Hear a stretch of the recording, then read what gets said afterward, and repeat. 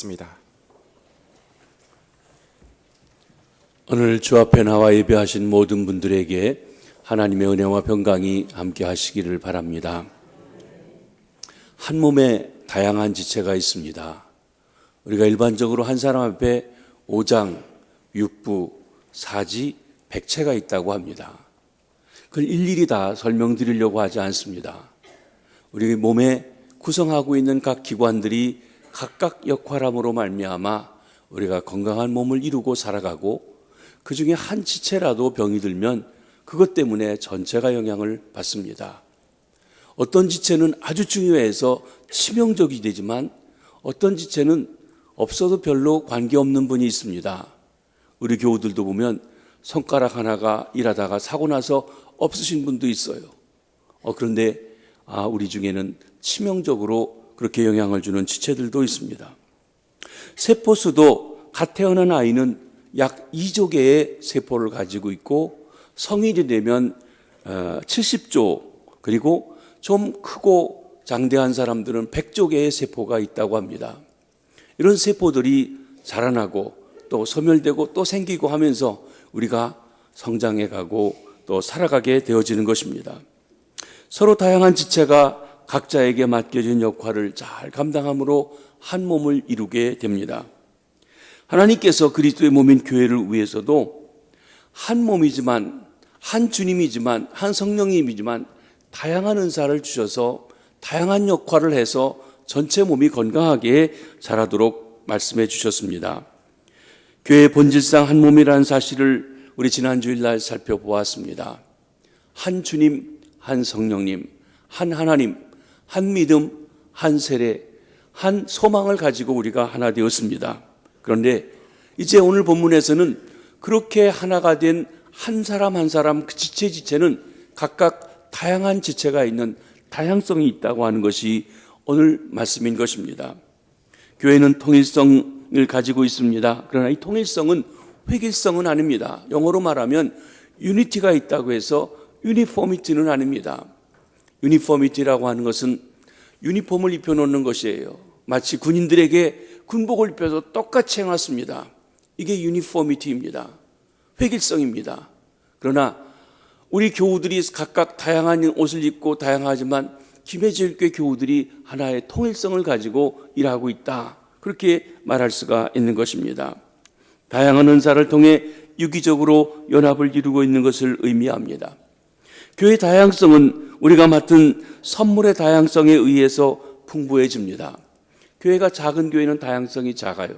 교회가 크다고 하는 얘기는 다양한 일들이 더 많고 다양한 기능들을 하는 역할들이 더 많다는 것입니다.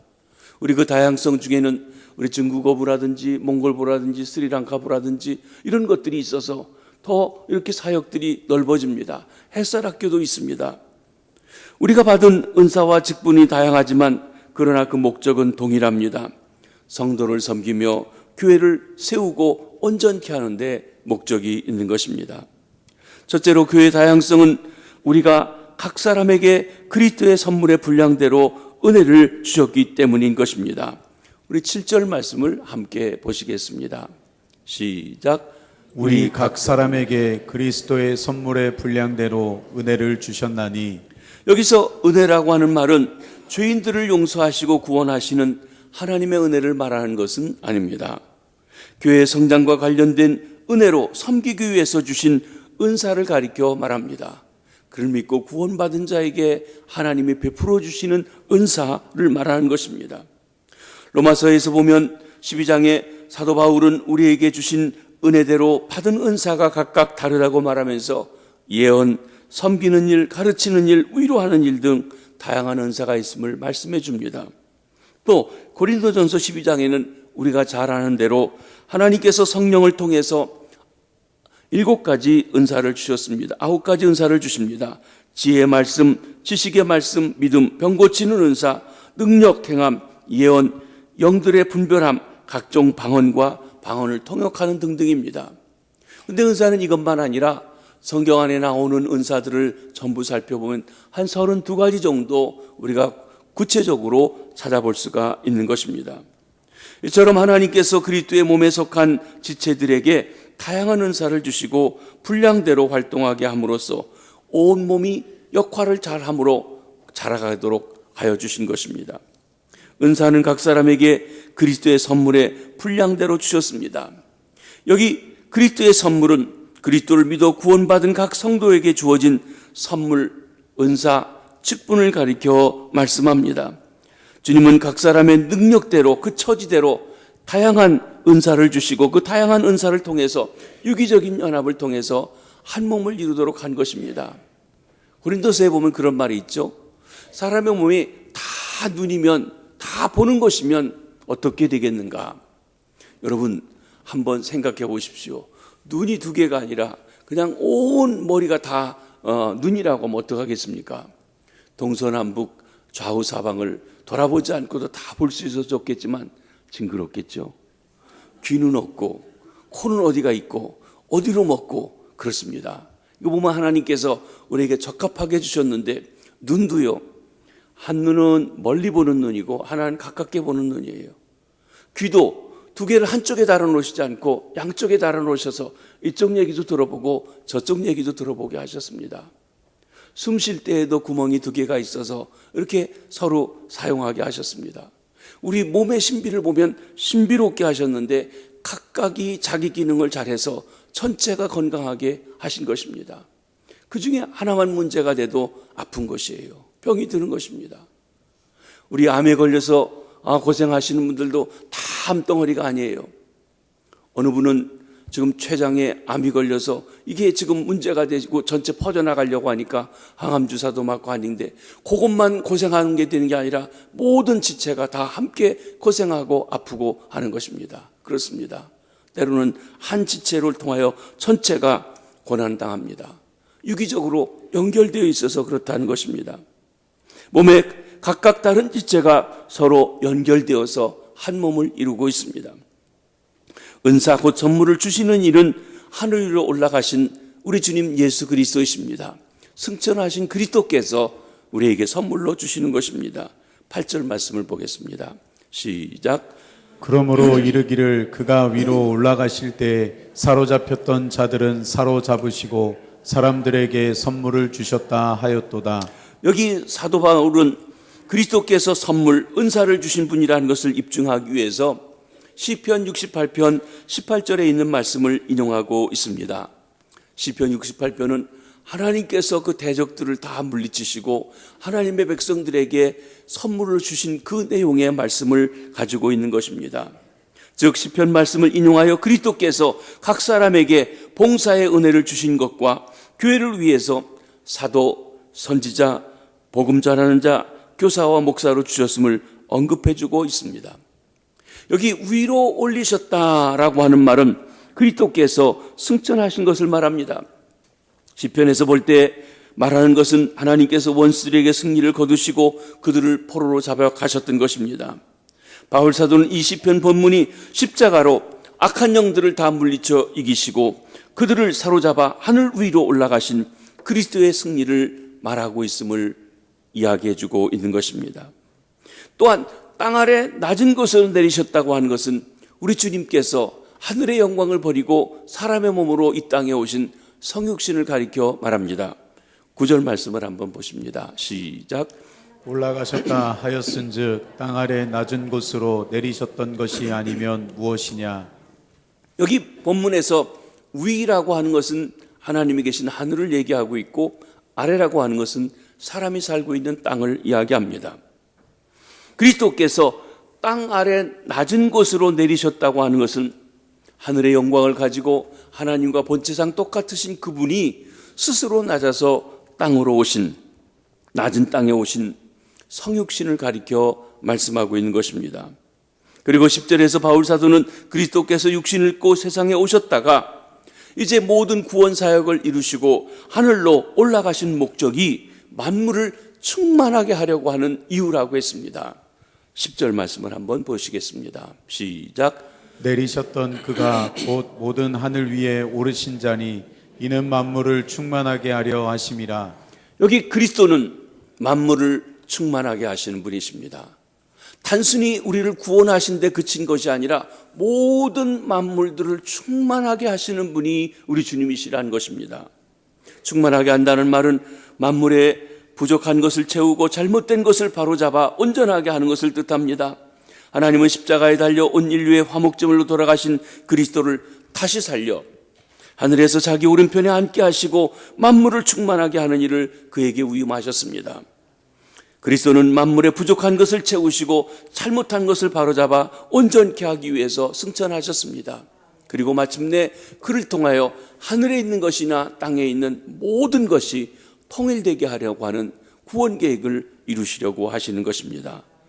이렇게 볼 때 은사란, 선물이란 하나님께서 그리스도를 통해 신자들에게 주신 은혜의 선물로서 죽은 자 가운데서 부활하셔서 하나님 보좌 우편에 올리심 받은 우리 그리스도께서 주시는 선물을 말씀합니다.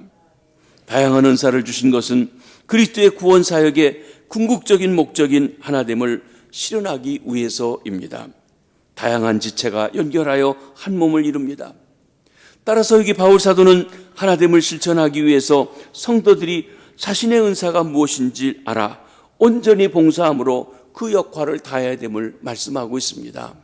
사랑하는 성도 여러분, 저와 여러분이 구원받아 주님의 몸속에 속했다면 나는 어느 부분에 있는지 돌아보아야 할 것입니다.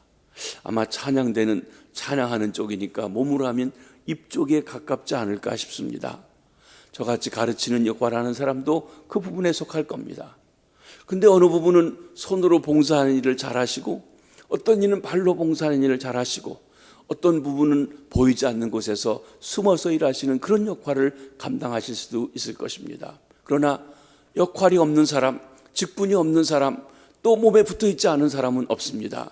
구원받았다면 누구나 다 직분이 있다는 것입니다. 그 역할을 잘할 때 정말 온 몸이 온전하게 되고 강건하게 되고 성전을 완성해 나가는 것이 되어지는 것입니다.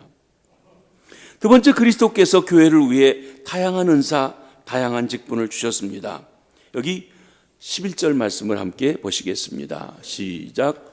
그가 어떤 사람은 사도로, 어떤 사람은 선지자로, 어떤 사람은 복음 전하는 자로, 어떤 사람은 목사와 교사로 삼으셨으니. 여기 바울 사도는 승천하신 그리스도께서 본문에 그가라고 한 것입니다. 친히 교회의 일꾼을 세우셨음을 강조하고 있습니다. 그리스도께서 교회 사역자를 주신 것을 만물을 충만하게 하시는 그의 사역의 한 부분입니다. 그리스도께서 친히 세우신 사역자들은 사도, 선지자, 복음 전하는 자, 교사와 목사입니다. 이 직분들은 모두 다 삼으셨다라고 했는데 원문의 뜻은 주셨다라고 하는 것으로 그 동사의 직접 목적어입니다. 사역자들은 단순히 교회가 세운 사람이 아니라 승천하신 그리스도께서 그의 몸인 교회를 위해서 주신 선물들이라는 것이에요. 여러분들이 선택해서 한임 목사를 모셨다고 우리가 모셔왔다. 그러나 그 배후에 누가 주셨다고요? 하나님께서 세워주셨다는 거예요. 장로님들을 우리가 이렇게 뽑아 세우셨습니다. 우리가 장로님 세웠다. 그러나 그 배후에 주께서 이를 위해서 세워주셨다는 거예요. 찬양대도 교사들도 목자들도 그렇습니다. 사람들이 뽑는 것 같지만 그런 게 아니라 우리 주께서 세워주셨다.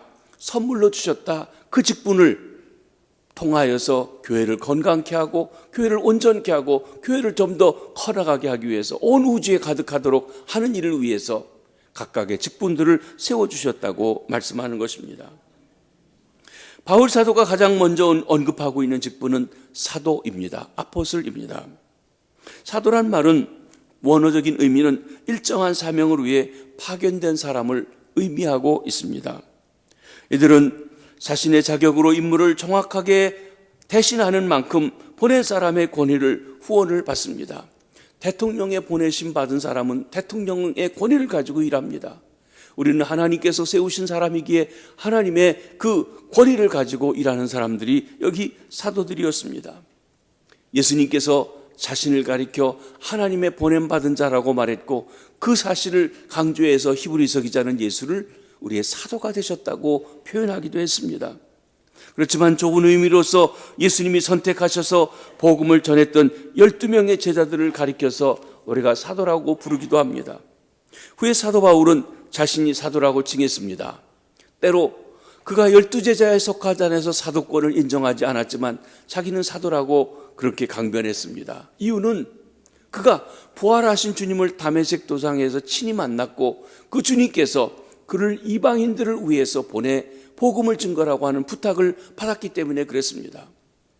여기 사도라고 하는 직분에 두 가지 중요한 자격 요건이 있습니다. 첫째로는 부활하신 주님을 만나야 됩니다.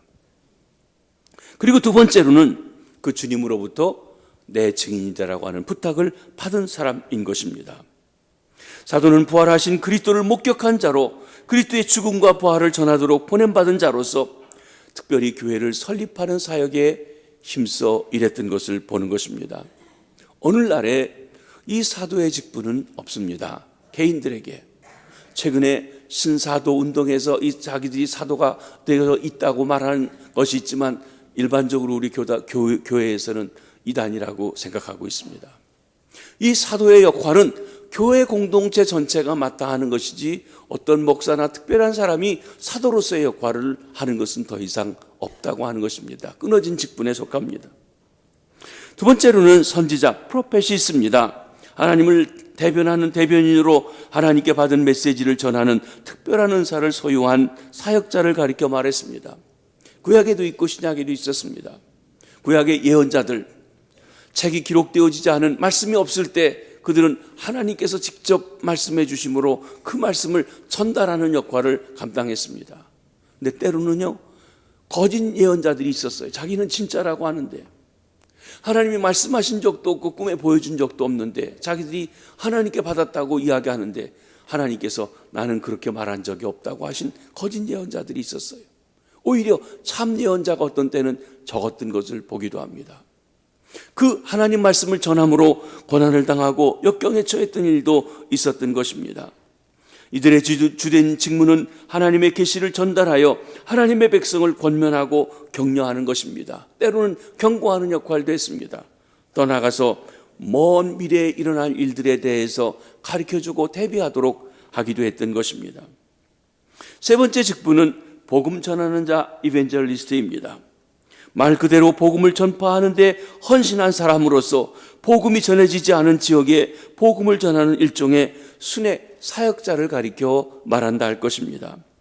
선교 차원에서 복음을 전했던 빌립 집사, 사도행전 8장에 나오는 이가 바로 여기 전도자라고, 복음 전도자라고 말할 수 있습니다. 그는 사마리아에 가서 복음을 전했습니다. 또 하나님이 옮기시니까 다스에 가서 복음을 전하기도 했습니다. 이렇게 광야에서든지 복음 전하는 일들을 합니다.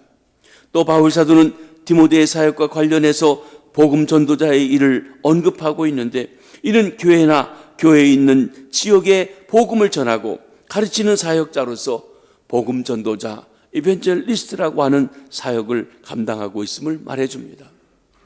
오늘날에는 전도하는 은사를 주셨다는 것이에요. 사실 우리 모두가 다 하나님 앞에 복음을 전하도록 부탁을 받았지만 특별하게 복음 전도에 대한 그런 열정과 사명과 또 효과 있게 잘 전하시는 분이 있어요. 우리 원로 장로님 중에 한 분은 그 기도 제목을 쓰신 것을 종종 이렇게 올라올 때 보면 기도 제목이 아주 단순해요. 하나님, 전도의 일을 잘 감당하게 해 주십시오. 많이 전도하게 해 주십시오. 그거에 대한 것을 계속 기도하고 계신 것을 봅니다. 얼마나 귀한 일인지 아는 것입니다. 목요일날 우리 전도 때 오시는 분을 보면 다 오시지 않아요. 근데 오시는 분은 추우나 더우나 늘 오셔서 그 전도하는데 온 마음을 기울이는 분들이 계시다는 것입니다. 전도의 직분을 맡겨주신 것입니다. 네 번째로 바울 사도가 언급하고 있는 것은 목사와 교사입니다. 이 두 단어가 한 관사로 연결되어져 있습니다. 그래서 어떤 주석가들은 목사 곧 교사, 목사와 교사를 하나의 직분으로 말하기도 합니다. 교사의 직무를 수행하는 목사를 가리킨 것으로 간주했던 것입니다. 물론 목사에게 중요한 기능이 말씀을 가리키는 것이므로 그렇게 해석할 수도 있습니다. 그러나 본문에서 두 직분으로 나누어서 설명을 드리려고 합니다. 먼저 목사입니다. 본래 양을 치는 자를 목자라고 말했습니다. 여러분, 구약 성경에 보면 하나님이 목자라고 하셨어요. 여호와는 나의 목자시니. 하나님이 목사의 원형이십니다. 그리고 때때로 이스라엘의 지도자들이나 선지자들을 가리켜서 내 양을 맡아 치는 목자들이라고 얘기했어요. 여러분, 다윗을 뽑아 이스라엘의 왕을 시켰을 때 그를 양무리에서 뽑아서 내 양떼를 맡겼다고 하나님께서 말씀하셨던 것입니다. 또한 예수님께서도 자신을 가리켜서 목자라고 하셨습니다. 양들을 위해서 목숨을 걸고 그들을 지키고 돌아보는 선한 목자라고 말씀하셨던 것입니다. 베드로는 부활하신 그리스도께 주님의 양떼를 맡아 돌보라고 하는 목자의 사명을 위임받게 됩니다. 내가 나를 사랑하느냐 내 양을 먹이라. 내가 나를 사랑하느냐 내 양을 치라 하고 주께서 부탁하시고 위임해 주셨던 것입니다. 베드로는 교회 지도자들인 장로님들에게 이야기하기를 목자라고 얘기했어요. 그래서 목자로서 양무리의 본이 되라고 하시면서 어떤 이득을 위해서 일을 하지 말고 기쁨으로 즐거운 마음으로 양무리를 치라고 하신 것입니다. 그러면 목자장이 되시는 그리스도께서 오실 때 우리에게 썩지 아니하는 상급을 받을 것이라 말씀하고 있는 것입니다. 그렇게 보면 우리에게 있어서 이 장로님들도 또한 목자이기도 한 것입니다. 바울 사도는 에베소 교회의 장로들에게 하나님께서 자기 피로 사신 교회를 보살피게 하신 목자들이라고 말씀하고 있는 것입니다. 오늘 본문에서도 목자는 하나님의 양무리를 먹이고 돌보며 인도하는 일을 하는 교회 지도자들을 가리켜 말씀하고 있습니다. 목사, 돌본다는 목자이고 보살피는 목자입니다. 가르친다고 하는 사자, 돌보고 가르치는 사람이 목사입니다. 하나님의 양무리를 먹이고 돌보는 목사의 역할과 가르치는 교사의 역할을 함께 수행하는 직분이 목사라고 하는 직분을 주셨다고 하셨습니다. 또 교사라고 하는 직분, 티처입니다. 우리 교회에도 유년부에도 초등부에도 중등부에도 고등부에도 유치부에도 또 유아부에도 또 대학 청년부에도 교사들이 많이 계십니다. 교사는 구약 성경과 사도들의 교훈을 성도들에게 가르치는 직분을 가리켰습니다. 초대교회에서 교사들은 그리스도인들이 따라가야 할 가치와 규범을 제시하고 복음에 합당한 삶을 살아가는 그 방식을 규정해 주기도 했던 것입니다. 이런 이유에서 교사들은 특별히 지혜와 지식의 은사가 필요했습니다. 어느 날 신학자들도 이 교사의 범주에 속한다고 할 것입니다. 또 앞에도 말씀드렸지만 목사는 강단에서 하나님의 말씀을 선포하고 성도들에게 말씀을 가르치는 사역을 한다고 하는 면에서 교사라고 말할 수 있을 것입니다. 사도인 바울은 교사의 직분을 수행하였으며 복음을 위하여서 반포자와 사도와 교사로 세움을 입은 사람이라고 자기를 디모데후서 1장 11절에 소개하고도 있는 것입니다. 모름지기 교회 지도자들은 하나님의 말씀을 잘 가르치는 교사가 되어야 함을 말해주는 것입니다. 하나님의 양무리들을 보살피는 사역에서 하나님의 말씀을 먹이는 것이 얼마나 중요한지 강조해주고 있습니다. 오늘날 우리 교회에 어떤 직책들이 있습니까? 이 5가지 말고 말입니다. 목사, 전도사, 장로, 권사, 안수집사, 집사, 찬양대, 찬양팀, 또 교사도 어린이를 위한 교사, 중고등학생을 위한 교사, 또 우리 청년들을 위한 교사, 어른들을 위한 교사도 있습니다. 목자들이 있습니다. 우리 목장에 돌보는 그 목자, 그리고 그것만으로 교회가 되지 않습니다. 요즘 현대화된 사회에서 멀티실에 일하는 사람들이 아주 중요한 일을 합니다. 교회를 위해서 사무원도 필요합니다. 또 관리인도 필요합니다. 우리 교인들 오가는데 주차를 위해서 또 운전을 위해서 일하시는 분도 필요합니다. 다양한 일꾼이 있어야 교회가 커집니다. 또 외국인 사역하는 이 사역부에 대한 일도 장애인들을 관심하고 돌보시는 분도 통하여서 각각 맡은 사역을 통해서 교회가 점점 사역이 넓어지고 커지고 자라가고 하게 되는 것입니다. 우리가 어떤 일을 맡았든 그 사역을 아름답게 잘 감당하시기 바랍니다. 그러면 그리스도께서 교회에 다양한 일꾼을 주신 목적은 무엇입니까? 마지막으로 세 번째로 다양한 직분을 주신 것은 그리스도의 몸인 교회를 세우려 하심입니다. 12절 말씀을 함께 보시겠습니다. 시작. 이는 성도를 온전하게 하여 봉사의 일을 하게 하며 그리스도의 몸을 세우려 하심이라. 바울 사도는 교회 안에 다양한 직분을 세우신 목적에 대해서 세 가지로 설명해 주십니다. 내 직책이 무엇이든지 간에 우리는 다 이 세 가지 목적으로 향해서 함께 나아간다는 것이에요. 첫째로는 성도를 온전하게 한다는 것입니다. 이큐핑한다, 그렇게 표현했습니다. 어떤 장비를 갖추게 한다, 자격을 갖게 한다, 하게 온전하게 한다는 표현입니다. 이 온전하게 한다는 말에 그 원어의 말의 의미는 의과 대학에서 의학적인 용어로 사용했는데 부러진 뼈를 바르게 한다, 맞춘다 하는 것입니다. 여러분, 때로는 우리 몸에 뼈가 어그러졌으면 어떻게 해야 됩니까? 반드시 해야 됩니다. 제가 미국에 있을 때 이 뼈에 대해서 전문한 의사 선생님이 한 분 오셔가지고 교인들을 병을 이렇게 진단하는데 보니까요, 상당히 많은 신경통이나 아픈 것이 뼈가 제대로 되지 않아서 그런 경우가 많아요. 그러니까 뼈를 눕혀놓고 다 맞추고 나면 그 아프던 것이 다 어디로 갔는지 없어지는 경우가 있습니다. 뼈가 잘못되는 것 굉장히 중요한 문제이기도 합니다. 그 바로 맞추는 것, 이게 온전케 한다는 뜻을 가지고 있는 것입니다. 또 이 온전케 한다라고 하는 단어는 찢어진 그물을 수리할 때입니다. 그때 사용했습니다.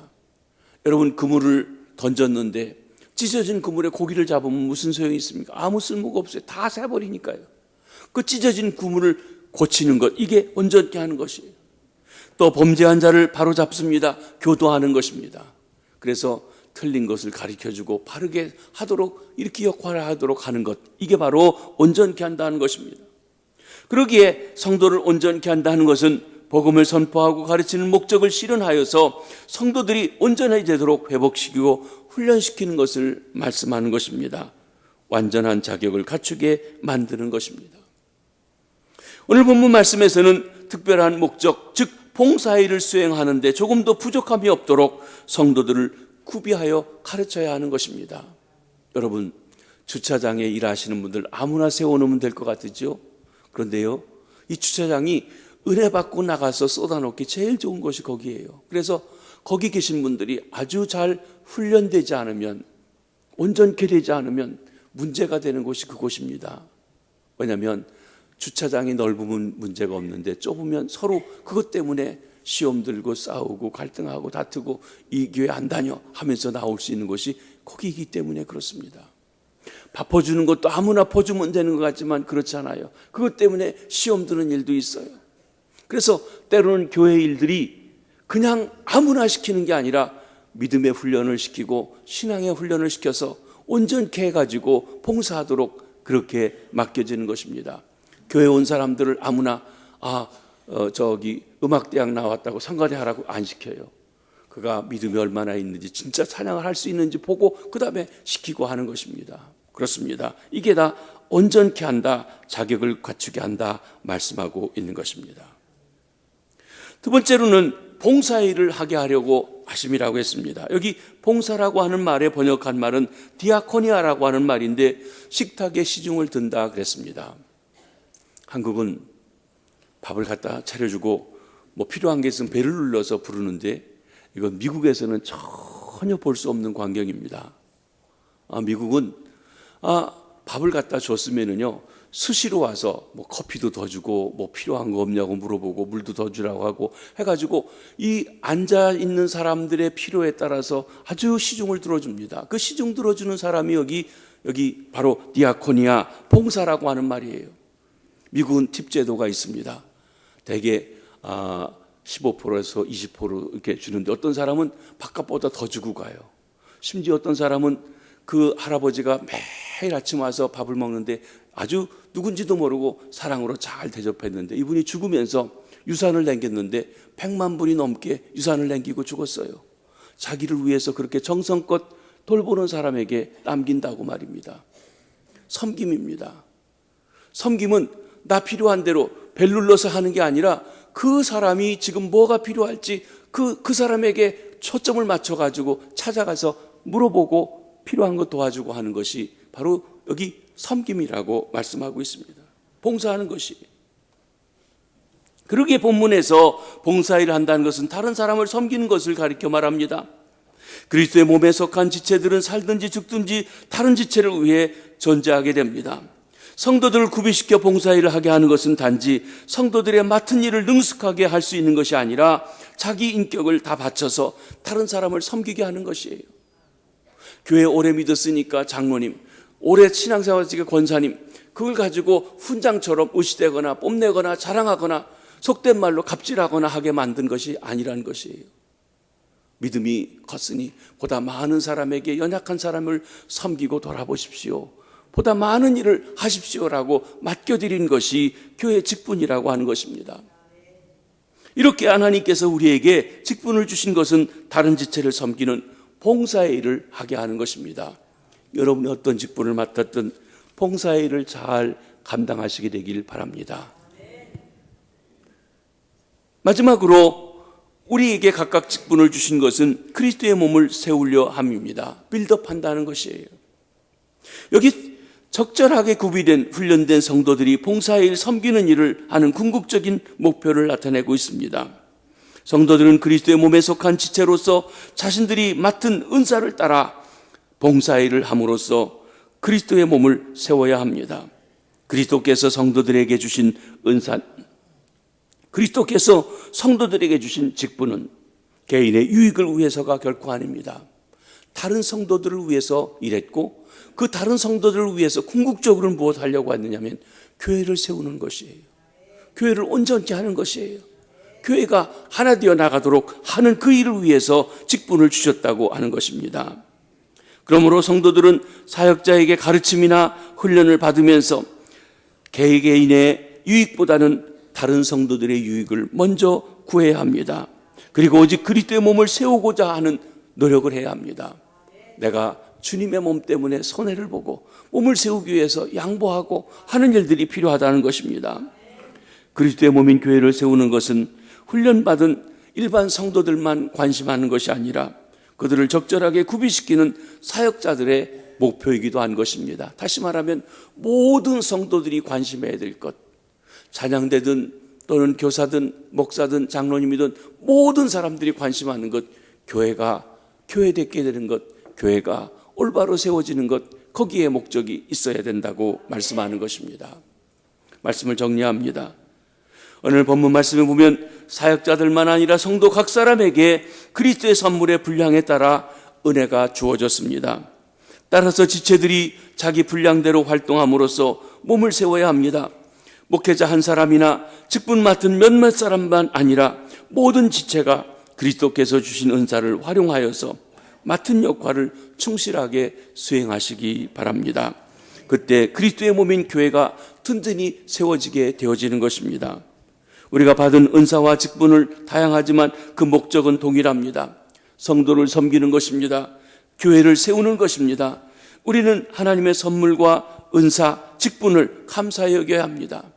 나는 눈이 되고 싶은데 왜 귀를 만들어 주셨나? 나는 머리가 되고 싶은데 왜 발에 내 위치를 두셨나? 그렇게 불평할 것이 아니라 내가 어떤 위치에 있든 그 위치를 주신 주님께 감사하며 그 직분을 잘 수행해 나가야 한다는 것입니다. 또 은사와 직분에 담긴 하나님의 목적을 깨달아 성도가 서로 섬기며 그리스도의 몸인 교회를 든든히 세워나가야 하겠습니다. 그것이 성전을 완성하라는 주님의 명령을 따라 제4차 성전을 건축하는, 외부적인 성전만 아니라 내적인 성전을 건축해야 되는 저와 여러분 우리의 과제인 것입니다. 우리 한 사람 한 사람이 자기 직분을 깨닫고 자기 자리에서 건강해지면 전체 몸이 건강해지고 그 건강함에서 점점 자라가서 커져가게 되어져 가는 것입니다. 한 곳이 병들면 다 아프게 됩니다. 더 성장하지 못하게 됩니다. 사랑하는 성도 여러분, 누구에게 미룰 것이 아니라 바로 나 한 사람 한 사람이 내가 받은 은사와 직분과 직분에서 충성스럽게 감당함으로 온 교회가 건강해지고 이 다양성 속에서 하나님의 교회가 더 놀라우게 통일성을 발휘해 나갈 수 있는 귀한 주님의 교회, 김해지을 교회 되기를 주의 이름으로 축원합니다. 기도하겠습니다. 하나님, 그리스도를 통하여 우리를 구원해 주시고 성령으로 인자 하나님 자녀 삼아 주시니 감사합니다. 이제 우리가 그리스도의 몸속에서 다양한 직분을 행하여 하나님 앞에 영광 돌리며 다양한 사람들을 하나님의 교회에 이끌도록 저희들을 다양한 직분을 주셔서 감사합니다. 내 직분이 무엇이든 내 직책이 무엇이든 하나님 이 일을 잘 아름답게 감당하며 나갈 수 있는 귀하고 복된 주의 백성들이 다 될 수 있도록 축복하시고 역사하시고 함께하여 주시옵소서. 그리하여 하나님의 교회가 날마다 새롭게 부흥하고 발전해 나가는 귀하고 복된 주님의 교회 될 수 있도록 역사해 주시옵소서. 성전을 완성하라는 명령을 듣고 하나님의 건축해 나가는 저희들, 외적인 성전이 지어지는 것만 바라보는 것이 아니라 우리 한 사람 한 사람이 건강해지고 회복되어지고 서로의 유대관계가 아름답게 되고 자기 역할을 감당함으로 온 공동체가 건강해지고 그 건강한 몸으로 더 많은 사람들을 주 앞에 인도하는 진정 하나님 앞에 성장하고 부흥하는 교회가 될 수 있도록 축복하옵소서.